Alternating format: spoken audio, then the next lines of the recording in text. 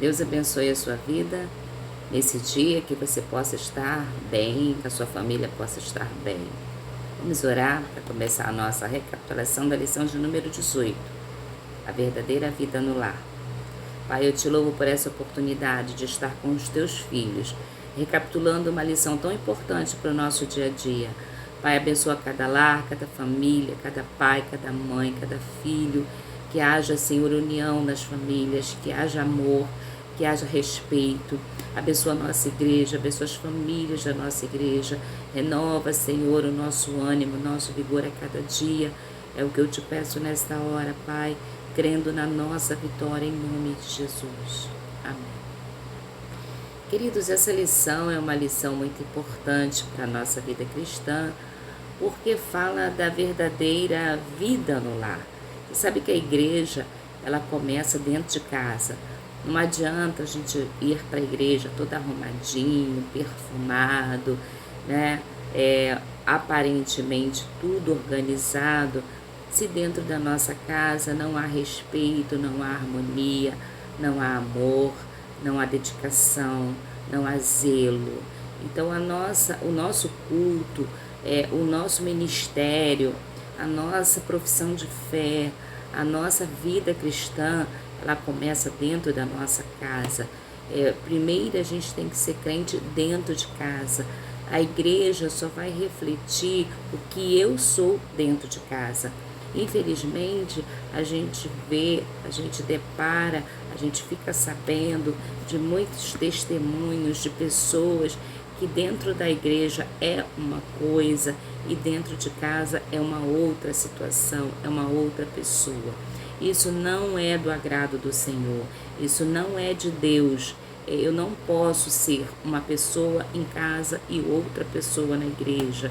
Eu preciso ser na igreja o que eu sou em casa. Isso vai refletir em toda a minha vida, toda a minha história de vida.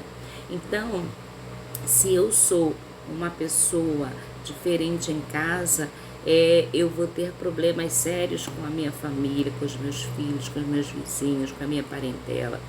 Então, para que a gente possa viver uma vida diante de Deus, para que a gente possa viver uma vida de bênção, de vitória, a gente precisa ser em casa o que nós somos na igreja.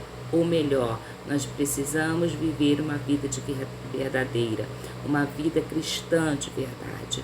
Eu preciso temer a Deus na minha casa, eu preciso servir a Deus na minha casa, eu preciso testemunhar de Deus na minha casa.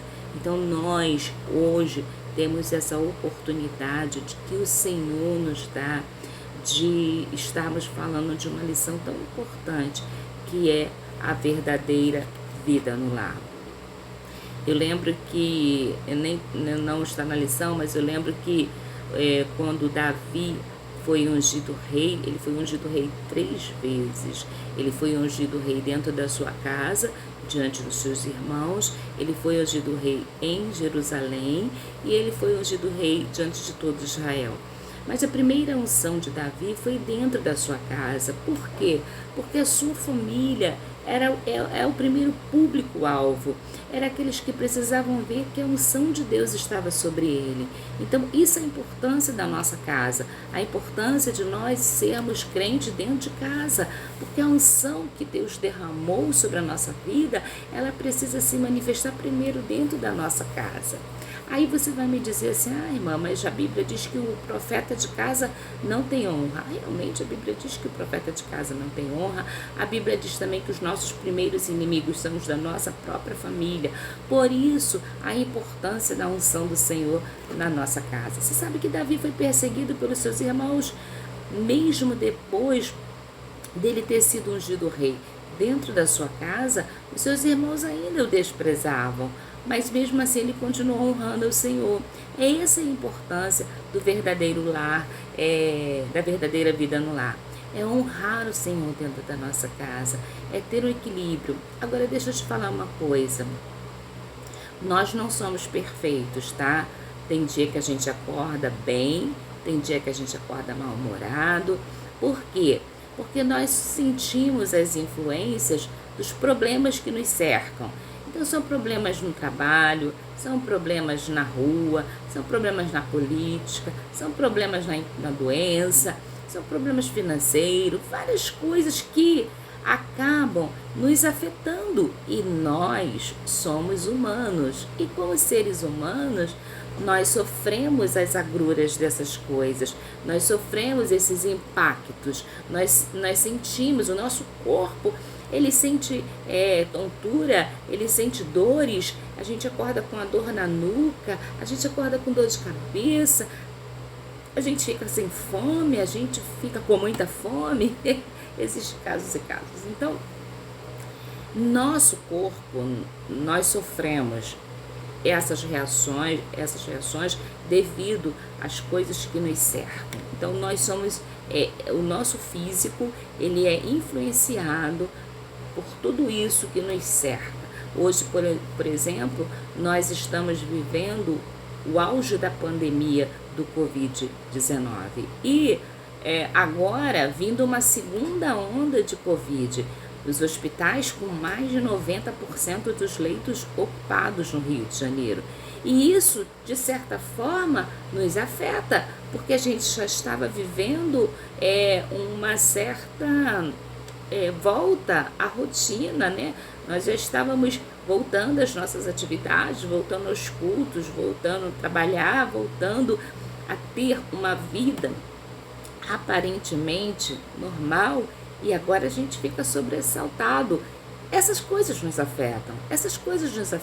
Quem perdeu o emprego por causa dessa pandemia fica preocupado, o dinheiro vai acabar, né? A rescisão vai embora.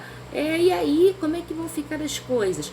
Então nós como seres humanos, vivemos influenciados por tantas coisas que nos cercam. E aí, isso reflete muitas vezes na nossa personalidade, na nossa ação, na nossa reação. E às vezes dentro da nossa casa, a gente fica nervoso, a gente fica nervosa, a gente fica ansioso. Eu, infelizmente, confesso que fico ansiosa. Eu preciso orar muito para que o Senhor me ajude a me libertar dessa ansiedade. Mas a ansiedade, ela é normal. Por isso que a Bíblia diz, lancemos sobre ele toda a vossa ansiedade, porque a ansiedade está em nós. A gente precisa aprender a lançar sobre ele. Então, ter ansiedade é normal. Eu só não posso me deixar levar pela ansiedade, eu só não posso me deixar dominar pela ansiedade. Então, nós somos atacados por todas essas coisas no nosso dia a dia. E aí a gente acorda na nossa casa, às vezes mal-humorado, às vezes reclamando, às vezes tudo nos agride, tudo nos faz perder a paciência. Isso é normal, porque nós somos humanos. Mas nós precisamos aprender a dominar essas coisas na nossa vida. Eu não posso deixar que os problemas interfiram no meu relacionamento com meu marido, no meu relacionamento com os meus filhos.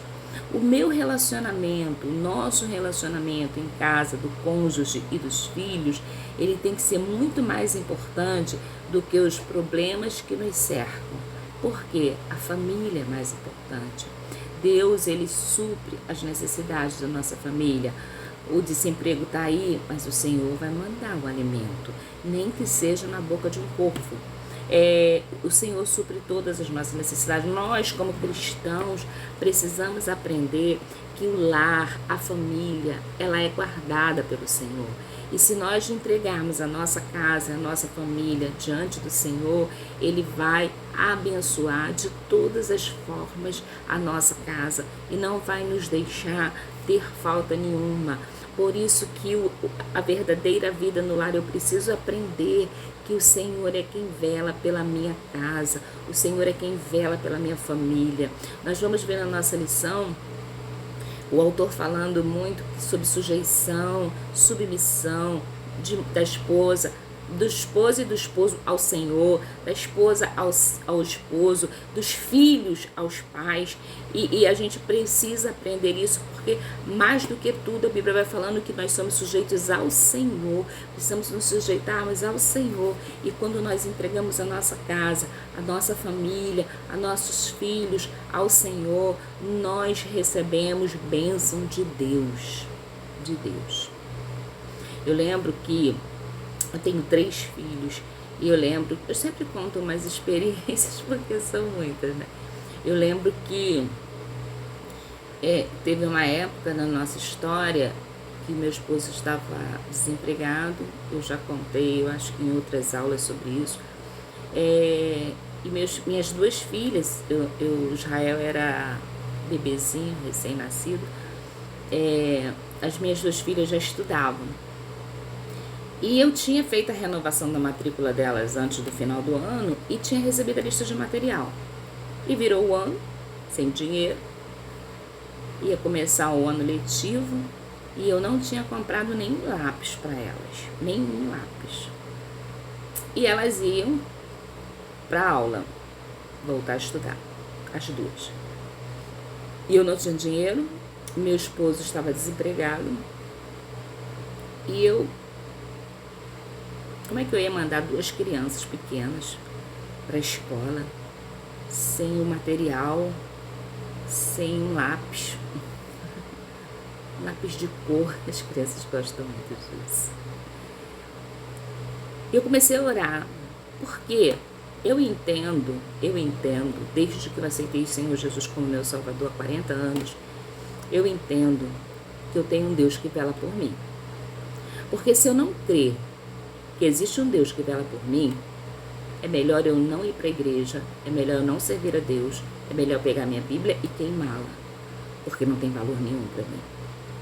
Quando eu aceitei Jesus como meu Salvador, eu aceitei Jesus como meu Salvador. Eu aceitei Jesus para me guiar, para me guardar, para estar comigo em toda situação. Eu creio nisso. Então, isso é uma coisa que eu levo para a vida toda. E aí, diante daquela situação, eu não tinha dinheiro nem condições de comprar material. Eu comecei a orar e pedir a Deus que me desse aquela bênção. Eu lembro que, na época, eu dirigi uma consagração na igreja às quartas-feiras, que a gente ia sempre em jejum para aquela quarta-feira, em jejum de oração. E eu fui naquele dia, as aulas iam começar na outra semana. Eu fui, levei a lista de material bem dobradinha, papel bem dobradinho que ninguém imaginava o que era. Na oração final, eu pedi um pastor que estava presente para apresentar aquele meu pedido ao Senhor. Ele pegou o papel da minha mão, levantou e todos nós oramos. Não falei para ninguém o que era. Saí dali e fui, naquela época, em Caxias, não sei se alguém conhece, mas eu morava em Caxias, e em Caxias tinha uma papelaria chamada Papelaria Itatiaia. Ela era a mais famosa papelaria de Duque de Caxias para material escolar. E eu fui lá na Papelaria Itatiaia, dei a lista para o balconista e falei, eu quero tudo que está nessa lista. E ela recolheu tudo e eu só não trouxe o que não tinha na papelaria. Mas tudo que tinha na papelaria e que estava na lista eu comprei. Só que eu paguei com cartão de crédito. Eu tinha um cartão de crédito na época, que era um adicional que a minha irmã tinha feito para mim, uma emergência, alguma coisa assim. E eu paguei no cartão de crédito. E eu falei para o Senhor assim, Senhor, tu tá vendo aqui? Eu esperei até agora, perto das aulas. Não tive condições de comprar. E agora eu comprei no cartão de crédito. Mas o Senhor sabe que eu não vou ter dinheiro para pagar essa fatura mês que vem, quando ela vier. Toma em tuas mãos, isso aí supra as minhas necessidades. Você pode pensar que é loucura isso, né? Mas a gente vai estudar na nossa última lição desse ano sobre os dons espirituais. E existe nos dons espirituais o dom da fé. E eu usei ali a minha fé. Fui para casa O saco estava tão pesado que eu não consegui chegar em casa. Eu desci do ônibus, a papelaria era próximo ao ponto, com muito custo eu consegui chegar no ponto. Entrei no ônibus, desci do ônibus, deixei no comércio próximo e fui para casa e pedi meu esposo para ir buscar. Meu esposo falou assim: você é louca, como é que você fez isso? Eu falei assim: Deus proverá. Eu creio. Queridos, eu comprei esse material, eu acho que foi no mês de janeiro. As aulas iam começar no começo de fevereiro. Foi no final de janeiro. Veio a fatura de fevereiro e não veio cobrando. Veio a fatura de março e não veio cobrando. Veio a fatura de abril e não veio cobrando. Veio a fatura de maio e não veio cobrando. Veio a fatura de junho e não veio cobrando. Veio a fatura de julho e não veio cobrando. Aí naquela época, naquele ano, eu não me lembro exatamente o ano, mas houve uma mudança do nosso dinheiro. Não sei se foi do cruzado para o real. Houve uma mudança no nosso dinheiro e houve uma desvalorização do nosso dinheiro antigo. Então, tipo assim, se você devia 5.000, você pagava 1.000. É tipo assim, houve uma redução no valor. E essa mudança eu acho que ocorreu no meio do ano. Depois que ocorreu essa mudança, no outro mês veio a cobrança daquela compra que eu fiz na papelaria Itatiaia.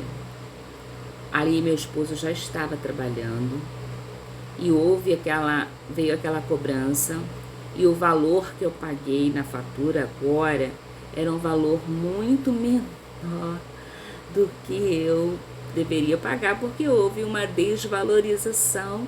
Então aquela compra que tinha sido feita no valor antigo, houve uma desvalorização e eu paguei ela agora no valor real, né, no valor atual, na moeda atual, com um valor bem abaixo do que era de verdade. 6 meses, 7 meses depois.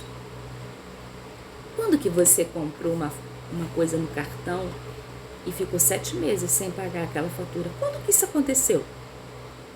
Eu nunca vi na história. Eu uso meu cartão todos os meses. Eu tenho que vigiar o dia para ver se cai naquela fatura que vai vir agora ou se vai cair na outra. Deus é o Senhor da família.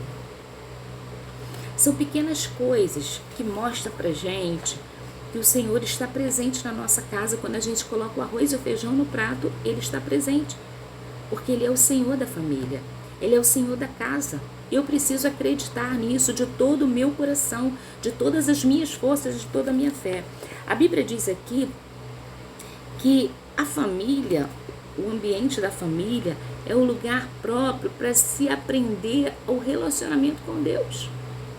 Essas experiências que a gente tem dentro da nossa casa são experiências que provam para a nossa família, para os nossos filhos, que Deus é real, que Deus é verdadeiro, que Deus é fiel. E eu preciso ensinar isso para meus filhos. Vocês precisam confiar no Senhor. Confiar em Deus, porque Ele vai suprir todas as necessidades. E eu creio nisso com certeza. Porque até aqui o Senhor tem feito tantas coisas por mim, que se eu fosse contar aqui, eu ia ficar contando todos os dias várias experiências que eu tive com o Senhor. Então, olha só, é dentro de casa que eu aprendo a relacionar com Deus e com as outras pessoas. Por isso, Davi foi ungido rei dentro da sua casa. Agora, a sujeição, como diz aqui na nossa lição, a sujeição é de ambos, é do marido e da mulher. Os dois precisam estar sujeitos ao Senhor. E depois a Bíblia vai cobrando, até o professor Rogério frisou muito bem isso, a Bíblia vai falando muito do marido amar as esposas como Cristo amou a igreja. Ele vai cobrando do marido esse amor. Queridos, quem ama zela, quem ama cuida, quem ama preserva, quem ama supre.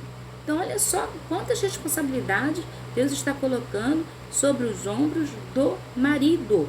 Então o marido ele tem que se preocupar se a esposa precisa de alguma coisa. Ah, minha filha, vai fazer sua unha, vai fazer seu cabelo, você tá bem, você quer comer alguma coisa? O marido tem que se preocupar. E a esposa, por contrapartida, tem que cuidar dele, tem que zelar por ele, tem que preservá-lo, tem que ajudá-lo. Ser sujeita é ser ajudadora. Eu preciso ajudar o meu marido em tudo, ajudá-lo.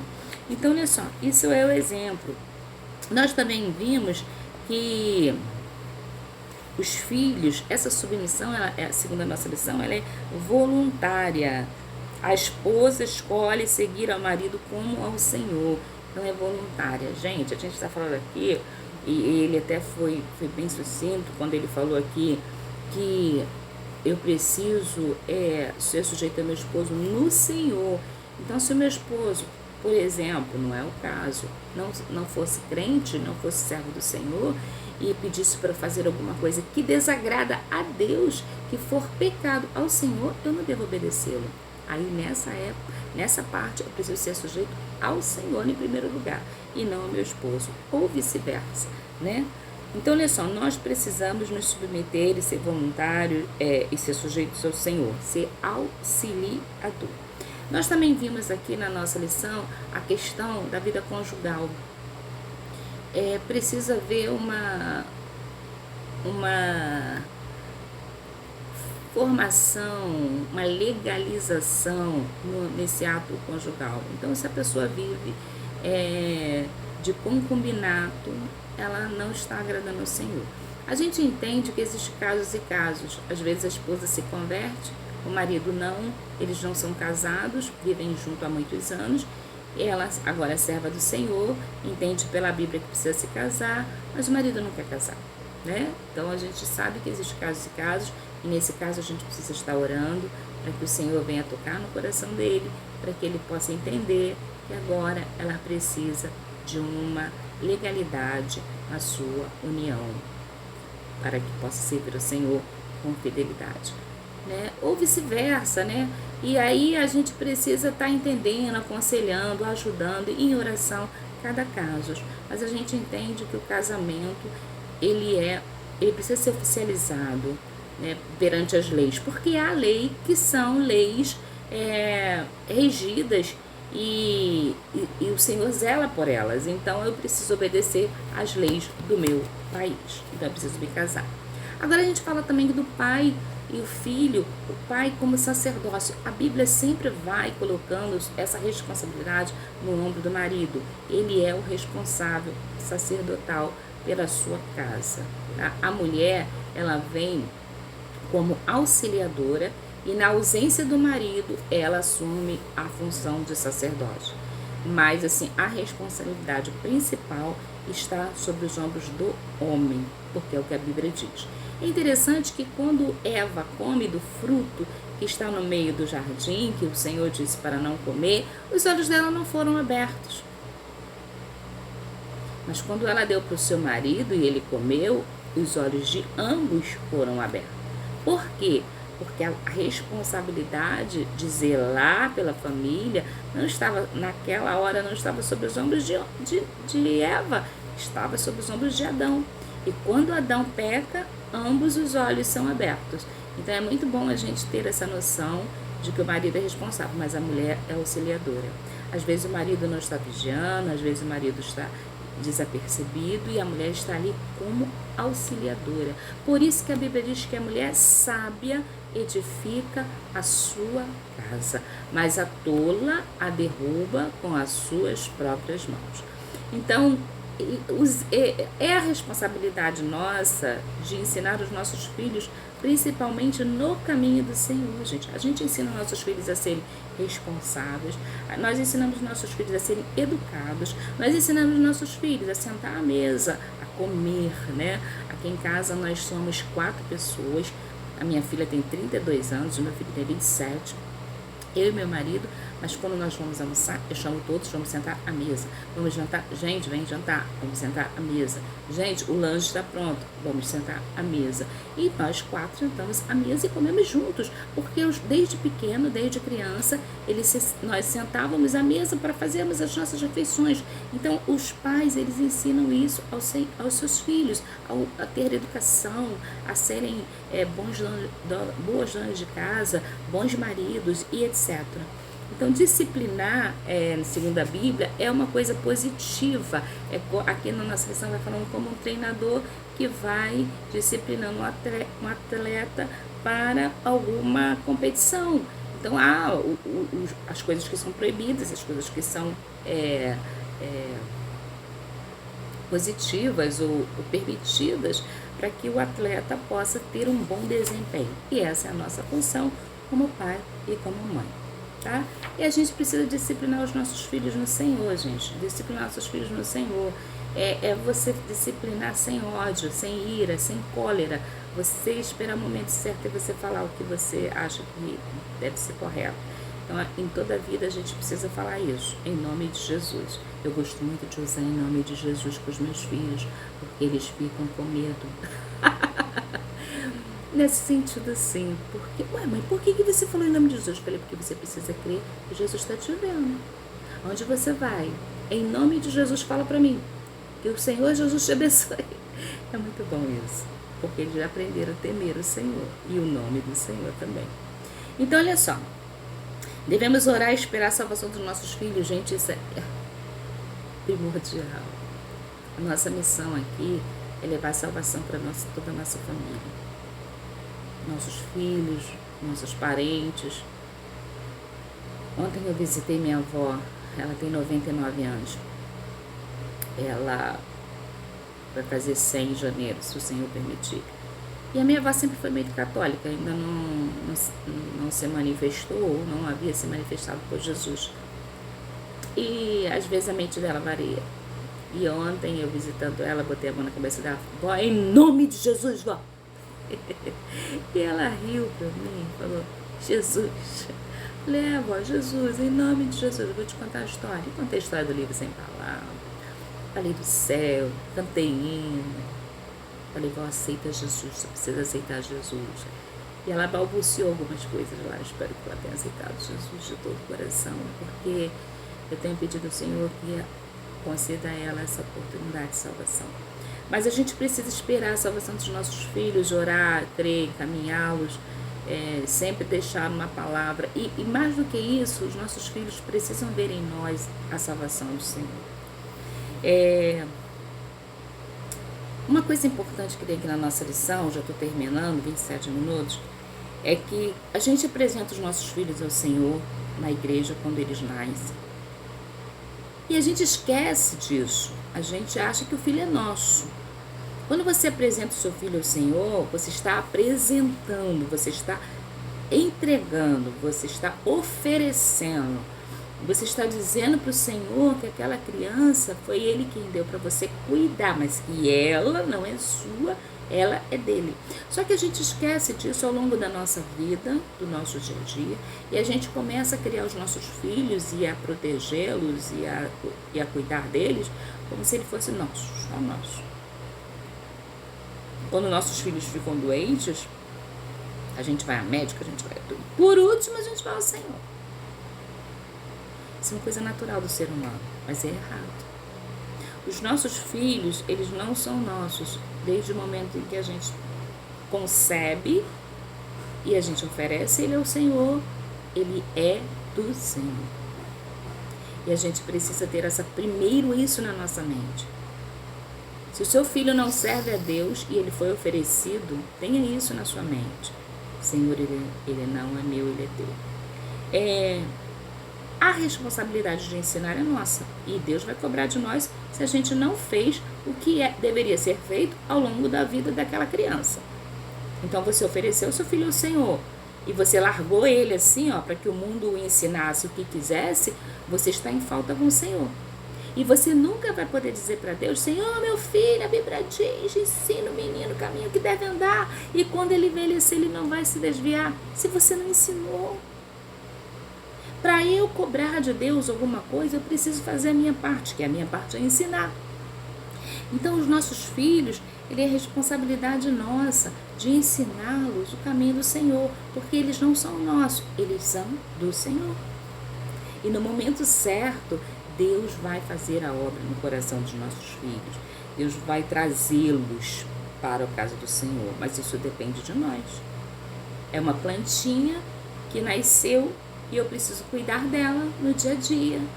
Hoje ela está precisando de uma vitamina, hoje ela está precisando de menos água, hoje ela está precisando de mais água, e assim você vai cuidando para que ela cresça, dê frutos e se desenvolva. Assim são nossos filhos.